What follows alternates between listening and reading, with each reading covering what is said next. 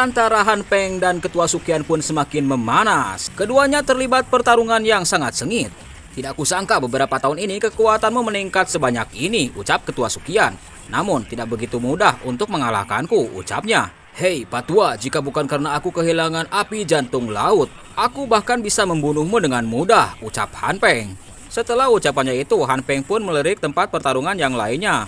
Sementara itu di tempat yang lain, pertarungan alot pun terjadi antara Ketua Mo Xingtian melawan Dokter Peri Kecil. Xiao Yixian pun berusaha untuk menahan Mo Xingtian dengan teknik tubuh racun yang menyedihkan. Hah, aura Fang Yang telah menghilang. Awalnya aku pikir gadis dojong ini sangat sulit untuk dihadapi. Tapi tidak kusangka kemampuan Xiao Yan juga begitu hebat, ucap Mo Xingtian. Di tempat yang lainnya, Jian harus berjibaku melawan dua Dong Huang antara Qisan dan Moya. Jian terdesak oleh serangan keduanya. Beberapa kali serangan gabungan antara Qisan dan Moya hampir menimbulkan masalah buat Jian. Setelah berhasil memukul mundur Jian, akhirnya Moya dan Qisan pun menghela napas. Akhirnya lolos dari gadis kecil yang merepotkan itu, ucap Qisan. Tiba-tiba Qisan dan Moya pun melirik pertarungan antara Fang Yang dan Xiao Yan. Dia pun kaget. Dong Huang bintang 4 bisa-bisanya membunuh kultivator setengah langkah di kelas dojong dan 2 puncak Dong Huang, ucap Moya. Hei ketua muda, meski bocah itu hebat, tapi dia baru saja mengakhiri sebuah pertempuran hebat. Ini masa lemahnya, ucap Qisan. Kita pasti bisa mengalahkannya lagi dan bisa bekerja sama, ucap Qisan. Lalu keduanya bergegas untuk menghadapi Xiao Yan. Sementara itu di tempat yang lain, Xiao Yan pun memperhatikan pertarungan antara Han Peng dengan Ketua Sukian. Melihat Han Peng, Xiao Yan pun menjadi marah, niat membunuhnya pun semakin muncul. Namun tiba-tiba Xiao Yan pun dicegat oleh Moya dan Qisan. Melihat itu, Xiao Yan pun mendengus, jika kau bisa melihat situasi sebaiknya jangan menghalangiku, ucap Xiao Yan. Namun di tempat yang lain, Jian pun mulai bangkit dan berusaha untuk mengejar Moya dan Qisan. Jian pun semakin marah manakala pil yang ia pegang hancur oleh ulah Moya dan Qisan. Dia pun semakin berang. Jian pun melesat sambil mengumpat, ganti rugi obatku, ucapnya. Lalu dia pun melayangkan pukulannya ke arah Moya. Namun pukulan Jian lagi-lagi meleset dari arah Moya. Jian pun mencibir, yang tadi itu hanya pemanasan, kalau hebat kita tanding lagi, ucap Jian. Jian pun melirik Xiao Yan, jangan khawatir, serahkan mereka padaku, ucapnya. Baiklah kalau begitu, ucap Xiao Yan. Lalu dia pun melesat meninggalkan Jian yang akan bertarung dengan Moya dan Qisan. Hah, masih belum menyerah juga ya, ucap Moya. Moya pun bersiap untuk menghadapi Jian. Pertarungan sengit pun terjadi antara Moya dan Jian. Beberapa kali serangan Jian terhadap Moya dapat dipentahkan dengan mudah, hingga Jian pun keteteran. Di sudut yang lain, serangan Qisan pun telah sampai di tubuh Jian, hingga Jian pun terdorong. Akhirnya Moya pun mempunyai ide. Cepat, tangkap gadis kecil ini, ucap Moya.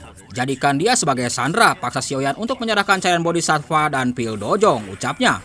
Akhirnya keduanya bekerja sama lagi untuk mencocor tubuh Jian yang mungil. Keterlaluan, ucap Jian. Jian pun mulai marah, lalu dia pun mengeluarkan fluktuasi energi yang sangat dahsyat hingga membuat Qisan dan Moya pun kaget. Tiba-tiba tubuh Jian pun berubah. Sosok Jian yang anak kecil berubah menjadi gadis cantik yang bohai yang seksi di hadapan Qisan dan Moya yang tercengang. Mereka tidak menyangka kalau wujud Jian adalah seperti itu. Akhirnya sosok Jian pun telah berubah sepenuhnya menjadi gadis yang dewasa di hadapan keduanya. Senyum tipis pun terlihat di sudut mulut Jian. Akhirnya, Jian pun akan melakukan balas dendam kepada Moya dan Qisan. Aura fluktuasi doci yang sangat kuat pun keluar dari tubuh Jian, sehingga membuat Qisan dan Moya pun kaget. Jian pun melesat untuk menyerang Moya dengan tendangannya. Siat! Tendangan Jian pun melesat ke arah Moya. Moya pun bersiap untuk menghadapinya. Namun tendangan Jian kali ini begitu kuat, sehingga Moya tidak bisa menahannya dan akhirnya terjatuh. Sementara itu di tempat yang lain, tak jauh antara pertarungan Sukian dan Han Peng, Xiao Yan pun bersiap untuk mengendalikan 3 jenis api surgawi. 3 jenis api surgawi itu pun digabungkan oleh Xiao Yan dengan teknik mantra api. Ketika 3 api surgawi digabungkan paksa oleh Xiao Yan, membuat fluktuasi energi yang sangat mengerikan. Itu membuat Han Peng menjadi ketakutan. Apa ini? Ucap Han Peng. Han Peng yang mengetahui teknik menakutkan Xiao Yan berusaha untuk mendekatinya dan menyerang. Namun Ketua Sukian tidak tinggal diam, dia berusaha untuk menghalangi serangan dari Han Peng. Ketua Sukian pun berkata, sepertinya kau lumayan takut terhadap kekuatan api surgawi ya, ucapnya. Lalu Han Peng pun berkata kepada Mo Xingtian, Ketua Mo, cepat hentikan dia, ucapnya. Mo Xingtian pun melirik api surgawi yang tergabung di tangan Xiao Yan. Dia pun bergumam, tekanan yang sangat kuat, ucap Mo Xingtian. Mo Xingtian pun berusaha untuk menyerang Xiao Yan, namun serangannya itu dihalangi oleh Xiao Yixian. Tiba-tiba sosok Xiao Yixian pun ada di hadapan Xiao Yan. Kau harus fokus untuk menghadapi Han Peng, ucapnya. Serahkan Pak Tua itu kepada aku, ucap Xiao Yixian. Mendengar itu, Xiao Yan pun nampak tenang, telah dilindungi oleh Xiao Yixian dan Ketua Sukian. Akhirnya, Xiao Yan pun membentuk sebuah api lotus di tangannya. Ketika api lotus terbentuk di tangan Xiaoyan, perubahan alam pun terjadi. Guntur di mana-mana melesat.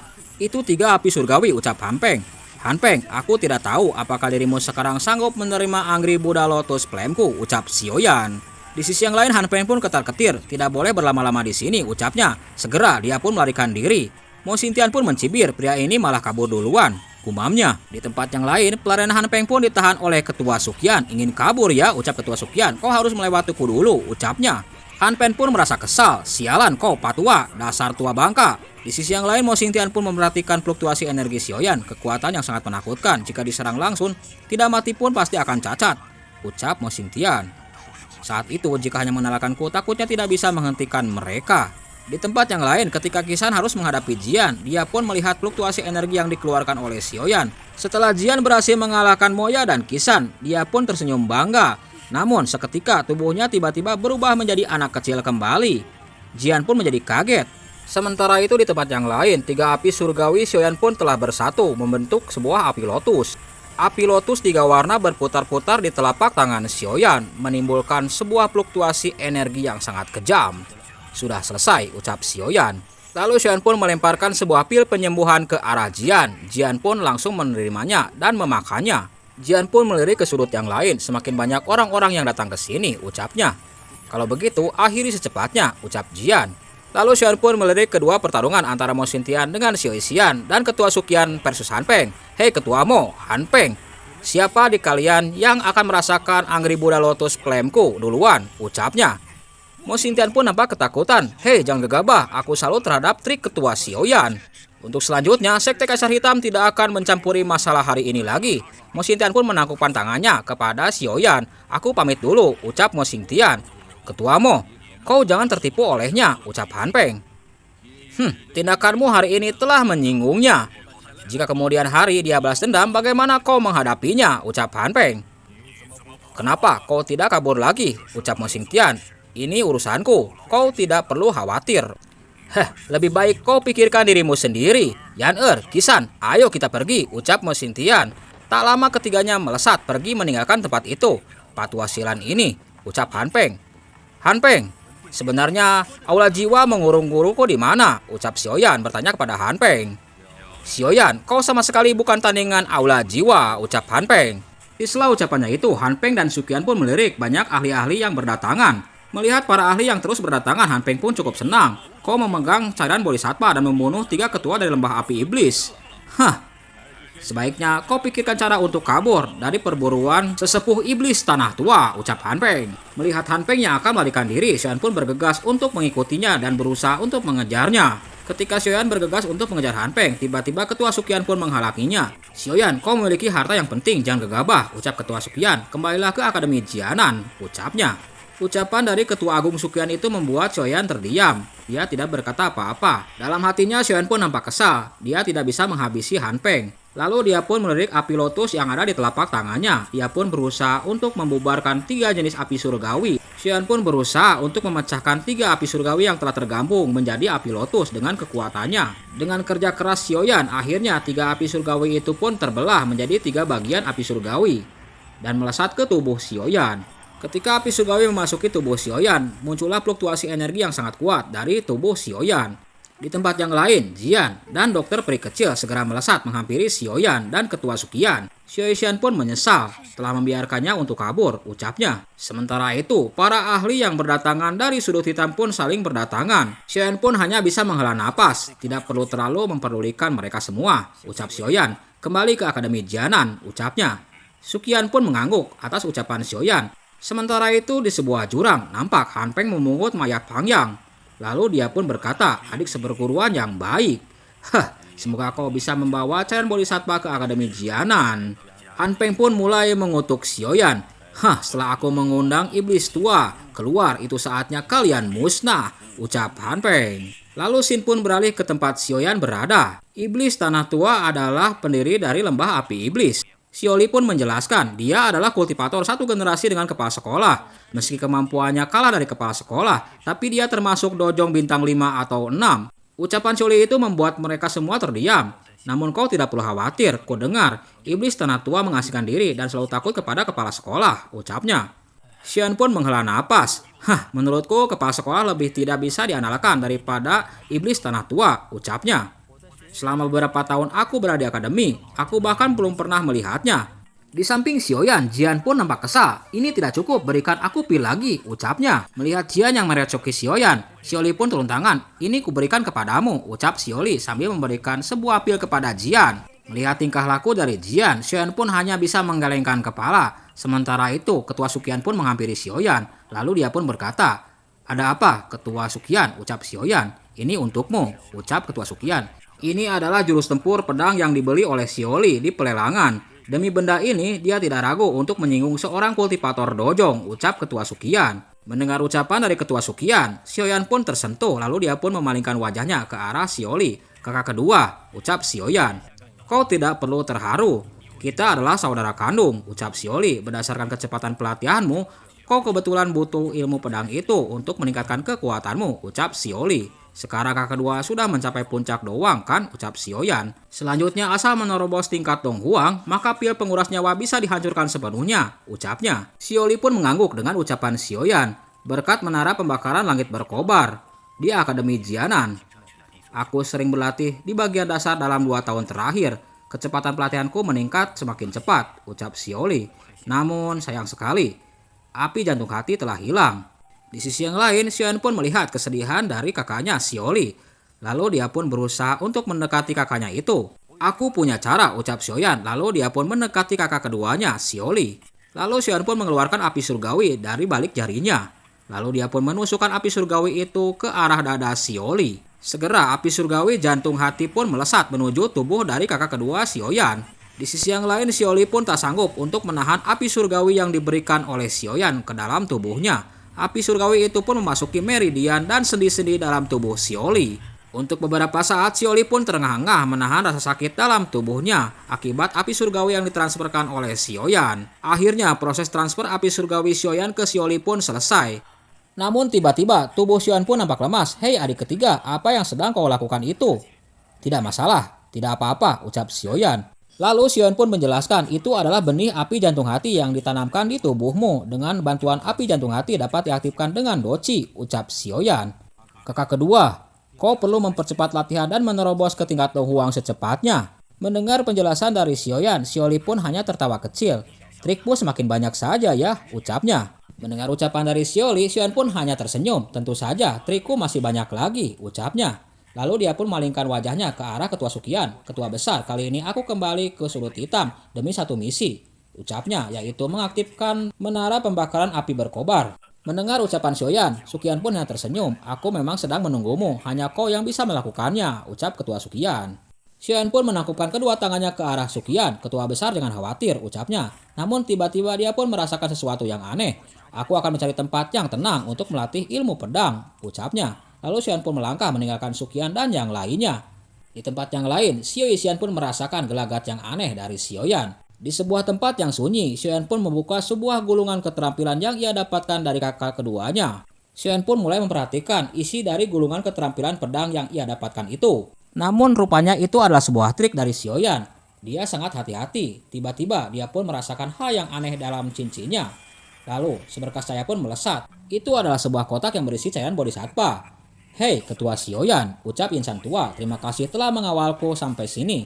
Aku pamit dulu," ucap Yinsan tua. Xiaoyan pun hanya menengus. Tiba-tiba Yinsan tua pun dikejar oleh dua bayangan, yaitu Sukian dan Xiaoyan. "Siapa itu?" ucapnya.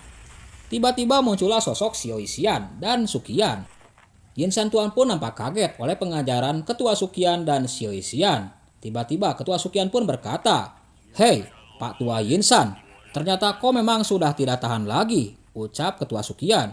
Sementara itu di sisi yang lain, Xiaoyan pun memandangi Yinsan tua. Untuk sejenak Yinsan tua pun nampak terkejut dengan kemunculan Ketua Sukian dan Xiaoyan. "Hei Ketua Sukian, bisa-bisanya aku masuk jebakan bocah itu," ucap Yinsan tua. "Tuan Yinsan punya banyak trik juga ya, bisa-bisanya menyembunyikan kekuatan roh di dalam cairan bodhisattva," ucap Xiaoyan.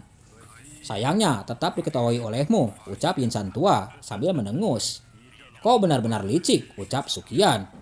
"Jika bukan karena Xiaoyan adalah seorang alkemis, Persepsi mentalnya sangat sensitif. Takutnya benar-benar tidak menyadari tubuh salinanmu di dalam cairan bodhisattva, ucap Ketua Sukian. Jika sudah menyadarinya, kenapa tidak bertindak dari awal? Ucap Yin Shan Tua. Yin Shan Tua pun melirik Xiaoyan. Bocah ini begitu hebat, ucapnya. Awalnya aku ingin menunggunya dan Han Peng terluka bersama-sama, baru memanfaatkan kesempatan untuk mengambil kotak giok, tapi tidak kusangka dia malah membunuh Pang Yang mereka bertiga sendirian, ucap Yin Shan Tua, serta memaksa Mo Xingtian dan Han Peng untuk pergi, ucapnya. Mendengar ucapan itu, Xion pun hanya tersenyum. 2 hari yang lalu, terlalu banyak orang yang akan membunuhku. Aku tidak sempat untuk mengurusmu. Selain itu, caramu untuk menyembunyikan jiwa sangat aneh. Meski aku bisa merasakannya, tapi aku tidak bisa menemukannya, ucap Xiaoyan. Xiaoyan pun mulai menjelaskan kepada Yin Shan Tua. Namun, aku tahu akan muncul secara otomatis dalam 2 hari ini. Aku tidak akan menunggumu kembali ke Akademi Jianan, ucap Xiaoyan. Di sisi yang lain, Yin Shan Tua pun mulai menyadari trik dari Xiaoyan. Ternyata kau sengaja pergi sendirian untuk memancingku keluar sendirian, ya. Yin Shan Tua pun semakin memegang erat cairan bodhisattva. Hei Tuan Yin Shan, serahkan cairan bodhisattvanya kepadaku, ucap Xiaoyan. Dan peristiwa hari ini aku tidak akan mempermasalahkannya. Kalau tidak, jika tubuh sayanganmu dihancurkan olehku, tubuh utamamu juga akan terluka, ucap Xiaoyan. Selain itu, aku sudah merasakan posisi tubuh utamamu, ucapnya. Mendengar ucapan dari Xiaoyan itu membuat Yin Shan Tua pun menjadi kaget. Bocah ini, bisa-bisanya menunjukkan lokasi tubuh utamaku dengan sangat tepat, ucapnya. Jika dibiarkan dia mencari tubuh dengan cepat. Pada saat itu, untuk sejenak Yin Shan Tua pun terdiam. Asal kau mengembalikan cairan bodhisattva, aku berjanji atas nama Xiaoyan. Kau bisa pergi tanpa sedikit pun terluka, ucapnya. Yin Shan Tua pun hanya bisa terdiam dengan ucapan Xiaoyan, lalu dia pun melirik Ketua Sukian dan Xiao Xian yang berada di depannya. Akhirnya Yin Shan Tua pun hanya bisa menghela napas dengan tidak penuh keberdayaan. Generasi muda memang lebih hebat, ucapnya. Tampaknya sudut hitam sudah menjadi dunia anak muda, ucap Yin Shan Tua. Dengan penuh keengganan, Yin Shan Tua pun berkata, ya sudahlah kalau begitu, kau memang kejam, ucapnya. Cairan bodhisattva ini akan kuserahkan kepadamu, ucap Yin Shan Tua. Lalu dia pun melemparkan cairan bodhisattva ke arah Xiaoyan. Lalu Xiaoyan pun di sisi yang lain menerima cairan bodhisattva. Biar kau mendapatkan cairan bodhisattva. Tapi kau juga sulit untuk mengetahui informasi jantung bodhisattva. Targetku bukan jantung bodhisattva yang sulit dicapai, ucap Xiaoyan, melainkan hanya cairan body ini, ucapnya. Xiao Xian pun terharu oleh ucapan Xiaoyan. Dia berusaha keras untuk membantuku mengendalikan racun tubuh yang menyedihkan, gumamnya. Di tempat yang lain, Yin Shan Tua pun menengus dingin. Berbicara dengan bagus. Aku begitu banyak orang yang ingin meribut cairan bodhisattva, tapi pada akhirnya tetap kembali ke tanganmu, ucap Yin Shan Tua. Aku pamit dulu, ucapnya. Segera Yin Shan Tua pun melesat meninggalkan Xiaoyan dan yang lainnya. Ketua Sukian pun menghela napas, akhirnya membuatnya untuk menyerah, ucapnya. Tapi takutnya tak semudah itu, ucap Xiao Xian. Dasar patwa licik itu, ucap Xiaoyan. Lalu dia memasukkan energi batinnya ke dalam kotak yang berisi cairan bodhisattva. Tiba-tiba Xiaoyan pun merasakan sebuah fluktuasi energi yang dahsyat dari Yin Shan Tua. Tiba-tiba seberkas cahaya pun melesat meninggalkan kotak itu. Xiaoyan pun melemparkan api surgawi untuk mengejar cahaya itu. Sehingga cahaya itu pun menjadi hancur oleh api surgawi. Akhirnya aku menghilangkan sumber masalah ini. Sekarang kita bisa kembali ke Akademi Jianan dengan tenang, ucap Xiaoyan. Sementara itu, di dalam sebuah gua, nampak Yin Shan Tua terluka oleh serangan Xiaoyan. Dia pun sangat kesal terhadap Xiaoyan. Dia pun bergumam, bocah yang sangat kejam. Aku sudah mengingatmu. Setelah lukaku pulih, aku akan memberimu pelajaran, ucap Yin Shan Tua.